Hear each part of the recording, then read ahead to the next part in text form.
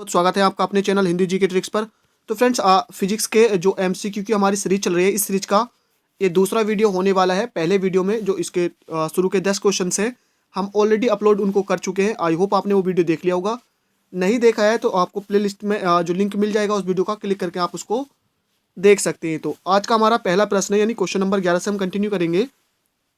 धूप से बचने के लिए छाते में रंग संयोजन निम्न में से कौन सा सबसे उचित होगा? यानी रंग संयोजन। तो ए है यहाँ पर ऊपर काला नीचे सफेद।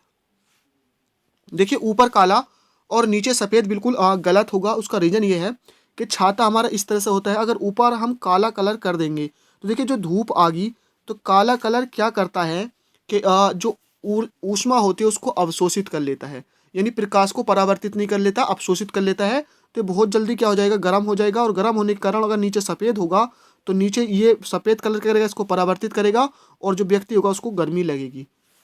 नेक्स्ट है ऑप्शन नंबर बी, ऊपर सफ़ेद नीचे काला। ये कलर कॉम्बिनेशन सबसे बेस्ट होगा। क्यों? क्योंकि ऊपर सफ़ेद कलर होगा। अब देखिए सफ़ेद कलर क्या करता है, जो ऊष्मा आती है उसको परावर्तित कर देता है, यानी ऊष्मा का अवशोषण नहीं करता, पूरी की पूरी ऊष्मा को अवशोषित कर देता है। इसलिए कहा जाता है गर्मियों में हमको सफ़ेद कपड़े पहनने चाहिए। क्यों? क्योंकि वो जो ऊष्मा होती है, जो प्रकाश होता है उसको परावर्तित कर देता है। तो ऊपर सफ़ेद और नीचे काला, ऑप्शन नंबर बी बिल्कुल सही होगा। नेक्स्ट है क्वेश्चन नंबर 2, यानी कि 12, जल का क्वथनांक होता है सदैव 100 डिग्री सेल्सियस। बिल्कुल गलत है। देखिए जैसे ही हम ऊंचाई पर जाते हैं तो जल का क्वथनांक 100 डिग्री सेल्सियस से कम होने लगता है। ठीक है, उसका रीजन मैं आपको बताऊंगा इसी क्वेश्चन में। और आपने सुना होगा कि ऊंचाई पर जाने पर जो पानी है वो जल्दी उबलने लगता है कम टेम्परेचर पर, तो उसका रीजन यही है। नेक्स्ट है पात्र के पदार्थ पर निर्भर करता है। बिल्कुल गलत है। देखिए कुछ हद तक यानी कि पात्र के पदार्थ पर क्या होगा, उसमें हीट जो है देर से जाएगी, लेकिन उसका क्वथनांक वहाँ पर उसके अकॉर्डिंग वेरी नहीं करेगा। आपेक्षिक आर्द्रता पर बिल्कुल गलत है। नेक्स्ट है जल की खुली सतह के दाब के, यानी ऊपर के दाब पर निर्भर करता है। इसे वायुमंडलीय दाब कहते हैं। देखिए ध्यान रखना है, सबसे पहले आपको ये पता होना चाहिए कि जल का क्वथनांक होता क्या है। जल का क्वथनांक होता है वह ताप जिस पर जल का जो आंशिक दाब होता है वो वायुमंडलीय दाब के बराबर हो जाता है। क्योंकि खुली सतह पर आपको ध्यान रखना है, इस तरह से ये दाब होता है। ठीक है, अब ये दाब जितना ज़्यादा होगा, जितना ज़्यादा होगा उतना क्वथनांक अधिक होगा। क्यों? क्योंकि जैसे ही इसमें क्या करते हैं, यहाँ पर आग जलाई जाती है, इसका ताप बढ़ाया जाता है, तो जल के जो अणु होते हैं वो ऊपर निकलने की कोशिश करते हैं। अब चूंकि ऊपर क्या होता है, दाब होता है, और दाब होने के कारण ये ऊपर नहीं निकल पाते हैं, क्योंकि ऊपर क्या है, ऑलरेडी सतह पर दाब होता है। तो बाहर निकलने के लिए इनका दाब बाहर वाले दाब से अधिक होना चाहिए। तो बाहर जितना दाब अधिक होता है, अंदर का दाब उतना ही अधिक होता है, और उतनी ज़्यादा हीट चाहिए होती है, मतलब उसका क्वथनांक उतना ही ज़्यादा होता है। क्योंकि क्वेश्चन जो क्वथनांक होता है, अगर इसकी डेफिनेशन आपसे पूछ जाए तो क्वथनांक भी यही होता है कि वह ताप जिस पर जल का जो आंशिक दाब होता है वो वायुमंडलीय दाब के बराबर हो जाता है, क्वथनांक कहलाता है। तो खुली सतह के ऊपर के दाब पर निर्भर करता है, और ऊंचाई पर जाने पर देखिए वायुमंडलीय दाब कम हो जाता है। तो कम ताप पर ये जो होता है वाष्प बनने लगता है, क्योंकि ये दाब कम हो जाता है। तो ध्यान रखना, दाब जितना अधिक होगा वायुमंडलीय दाब, क्वथनांक उतना ही ज़्यादा होगा। नेक्स्ट है क्वेश्चन नंबर 13, शीत ऋतु के दिनों में हम मौसम किस प्रकार का होने पर ज़्यादा ठंड महसूस करते हैं? ध्यान रखना है, साफ मौसम होने पर। क्योंकि साफ मौसम होने पर देखिए होता क्या है, जैसे ही मौसम साफ होता है तो बाष्पन जो होता है तेज हो जाता है, और बाष्पन तेज होने के कारण हमारे चारों ओर पास का जो टेम्परेचर होता है वो कम हो जाता है, और हमको ठंड ज़्यादा महसूस होती है।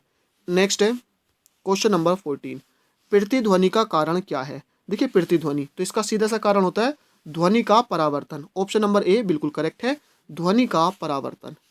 नेक्स्ट है क्वेश्चन नंबर 15, इसमें है डोपलर प्रभाव किससे संबंधित है? तो ध्यान रखना है, डोपलर प्रभाव संबंधित है ध्वनि से। ऑप्शन नंबर ए बिल्कुल सही है, डोपलर प्रभाव किससे संबंधित है? ध्वनि से। नेक्स्ट है क्वेश्चन नंबर 16, दाढ़ी बनाने के लिए काम में लेते हैं। तो देखिए दाढ़ी बनाने के लिए काम में लेते हैं अवतल दर्पण को। उससे होता क्या है, जो दाढ़ी के छोटे छोटे बाल होते हैं वो भी बड़े बड़े दिखाई देते हैं अवतल दर्पण में। ठीक है, तो जो घड़ी साज होते हैं वो पुर्जों को देखने के लिए वो भी अवतल का, या जो डॉक्टर्स होते हैं तो वो भी अवतल का, कार की जो हेडलाइट होती है उसका जो दर्पण होता है वो भी अवतल दर्पण ही होता है। तो इन सब में अवतल दर्पण का उपयोग किया जाता है। नेक्स्ट है क्वेश्चन नंबर 17, चंद्र ग्रहण किस दिन घटित होता है? ध्यान रखना है, चंद्र ग्रहण क्या कौन सी स्थिति होती है, ये होता है सूर्य, है ना, ये होती है पृथ्वी और ये होता है चंद्रमा। तो जब सूर्य का प्रकाश क्या होता है, क्योंकि चंद्रमा किसके प्रकाश से चमकता है, सूर्य के प्रकाश को परावर्तित करता है। अब चूंकि पृथ्वी लगाते हैं सूर्य का चक्कर और चंद्रमा लगाता है पृथ्वी का चक्कर, तो एक कंडीशन ऐसी आती है जब चंद्रमा और सूर्य के बीच पृथ्वी आ जाती है तो जो सूर्य का प्रकाश होता है वो चंद्रमा पर नहीं पड़ता, पृथ्वी रोक लेती है और पृथ्वी की छाया किस पर पड़ती है, चंद्रमा पर पड़ती है। तो ये कंडीशन आती है पूर्णिमा के दिन। तो ध्यान रखना, चंद्र ग्रहण की डेफिनेशन भी आपको पता होनी चाहिए कि वह स्थिति जब सूर्य और चंद्रमा के बीच पृथ्वी आ जाती है चंद्र ग्रहण कहलाती है। ठीक है, और ये किस दिन होता है, पूर्णिमा के दिन। सूर्य ग्रहण अमावस्या के दिन होता है। नेक्स्ट है क्वेश्चन नंबर 18। इसमें हमको दिया गया है कि एक लेंस की फोकस दूरी एफ हमको दी है कितनी, 25 सेंटीमीटर, तो उसकी क्षमता कितनी होगी, यानी पावर कितनी होगी। तो पी का जो सूत्र होता है वो होता है 1/f। ध्यान रखना, जब फोकस दूरी काय में हो, मीटर में हो, लेकिन यहाँ पर दिए सेंटीमीटर में, तो इसका सेंटीमीटर में कितना हो जाएगा, 100/f। तो जैसे यहाँ पे एफ की वैल्यू डालेंगे तो 100/f की वैल्यू 25 है, क्योंकि यहाँ पे देखिए लेंस की फोकस दूरी 25 दे रखी है, 25 का 100 और 4 डी हो जाएगा। डी का मतलब होता है यहाँ पर डायोप्टर। लेंस की मात्रा यानी क्षमता का जो मात्रक होता है वो क्या होता है, डायोप्टर होता है। तो 4D हो जाएगी। तो ऑप्शन नंबर बी इसका बिल्कुल करेक्ट आंसर होगा, 4 डायोप्टर। नेक्स्ट है 19। दो विद्युत आवेशों के बीच लगने वाला बल से संबंधित है कौन, कूलाम का नियम। क्योंकि देखिए कूलाम का नियम क्या कहता है कि दो स्थिर बिंदु आवेशों के बीच लगने वाला आकर्षण या प्रतिकर्षण बल उनके बीच की दूरी के व्युत्क्रमानुपाती और उनके परिमाणों के गुणनफल के अनुक्रमानुपाती होता है।